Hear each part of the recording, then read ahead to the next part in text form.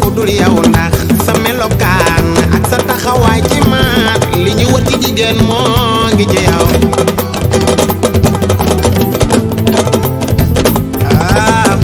Sa xolay sama dëkkuwaay je me sens tellement bien avec toi. Sama jéeg bu baax bi yaa ma leen gënal.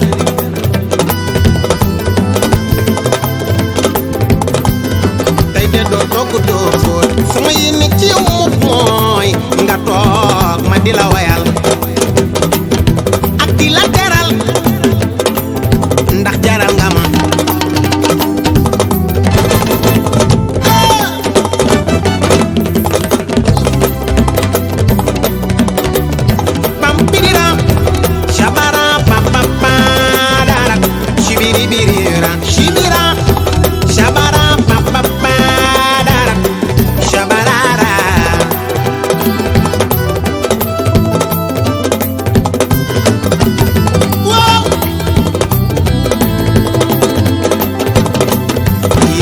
Gi ma gis ci yow ni nga ma terale soo may toppatoo tabe gi ci yow mën gan gi ci yow ku fi mës a jaar balaa ñibbi teral nga ko.